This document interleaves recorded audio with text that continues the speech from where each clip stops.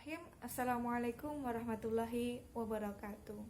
Perkenalkanlah, nama saya Ayum Chandra Sasmita, NIM 172111192, mahasiswa Hukum Ekonomi Syariah semester 6 dari HES 6E. Pada video kali ini saya akan menyampaikan penyuluhan hukum terkait tentang penyelesaian sengketa ekonomi syariah. Berbicara tentang ekonomi syariah, tentu kita sebagai masyarakat Indonesia atau seorang muslim sudah tidak asing lagi. Ekonomi syariah memang beberapa tahun terakhir telah mengalami kemajuan. Bahkan ekonomi syariah dinilai sebagai alternatif menjadikan Indonesia yang lebih baik. Namun di sisi lain, adanya kemajuan masih terdapat suatu permasalahan. Yang menjadi masalah pada saat ini adalah pemahaman ekonomi syariah itu sendiri yang masih sempit di kalangan masyarakat.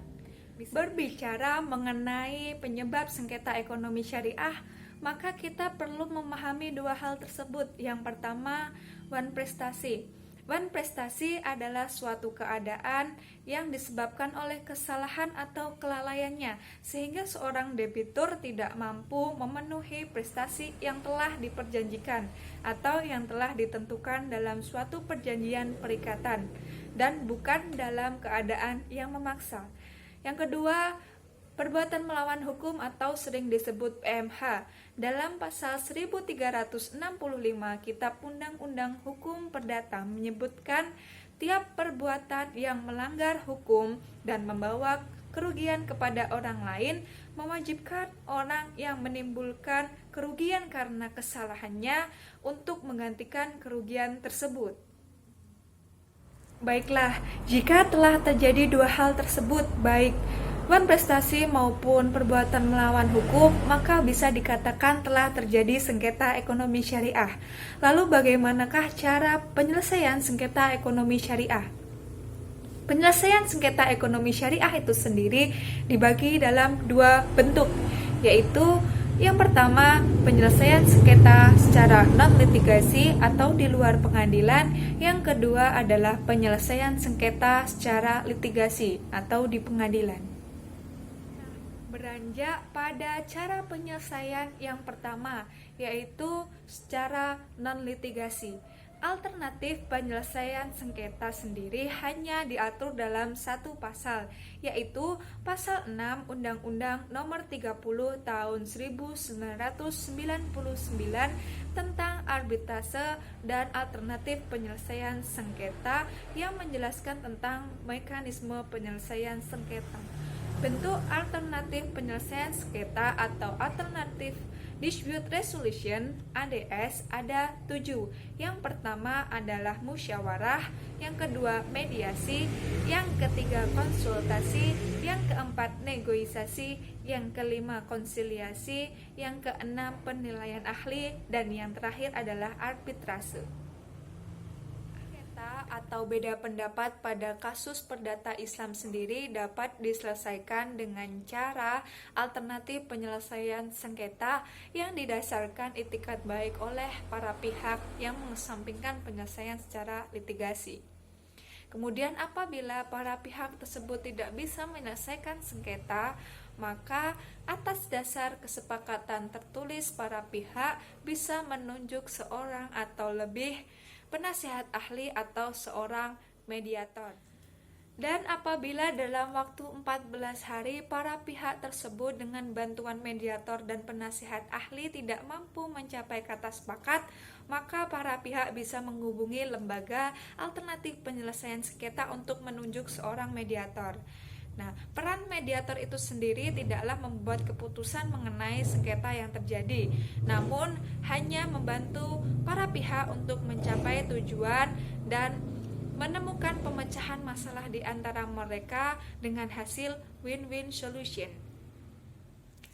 Kemudian mengenai arbitrase di Indonesia. Indonesia sendiri memiliki lembaga arbitrase yang digagas oleh para pakar cendekiawan muslim, para ahli, para kiai yang pada saat itu memandang perlu adanya lembaga arbitrase di Indonesia. Nah, gerakan ini sendiri dimotori oleh Dewan Pimpinan MUI pada tanggal 22 April tahun 1992 yang kemudian pada saat itu dibentuklah BAMUI atau terbentuklah BAMUI, Badan Arbitrase Muamalat Indonesia, yang saat ini berganti nama menjadi Basyarnas atau Badan Syariah. Yang kedua yaitu secara litigasi atau di pengadilan, mengenai peradilan mana yang berhak untuk menyelesaikan sengketa ekonomi syariah itu sendiri sempat menjadi perdebatan karena pada saat itu belum ada landasan hukum yang tepat. Namun dengan diamandemennya Undang-Undang Nomor 7 Tahun 1989 tentang Peradilan Agama oleh Undang-Undang Nomor 3 Tahun 2006 tentang perubahan atas Undang-Undang Nomor 7 Tahun 1989 tentang Peradilan Agama, maka perdebatan tentang siapa yang berwenang menyelesaikan sengketa ekonomi syariah itu telah terjawab.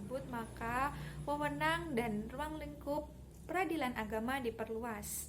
Dalam pasal 49 huruf I Undang-Undang Nomor 3 Tahun 2006 tentang Peradilan Agama, pengadilan agama bertugas dan berwenang memeriksa, mengadili dan menyelesaikan perkara di tingkat pertama antara orang-orang Islam dalam bidang ekonomi syariah. Nah, bidang ekonomi syariah itu sendiri yaitu bank syariah, lembaga keuangan mikro syariah, asuransi syariah, reasuransi syariah, reksadana syariah, obligasi syariah, dan surat berharga berjangka menengah syariah, sekuritas syariah, pembiayaan syariah, pegadaian syariah, dana pensiun lembaga keuangan syariah, dan yang terakhir adalah bisnis syariah. Penyelesaian sengketa ekonomi syariah itu sendiri memang diarahkan kepada jalur non-litigasi, baik melalui musyawarah mufakat, alternatif penyelesaian sengketa ataupun Basyarnas. Namun yang menguatkan putusan Basyarnas adalah tetap pengadilan agama, sehingga perlu dipacu pembentukan Basyarnas di setiap kabupaten, kota, provinsi di Indonesia. Demikian video penyuluhan hukum kali ini, semoga bermanfaat. Mohon najah. Wassalamualaikum warahmatullahi wabarakatuh.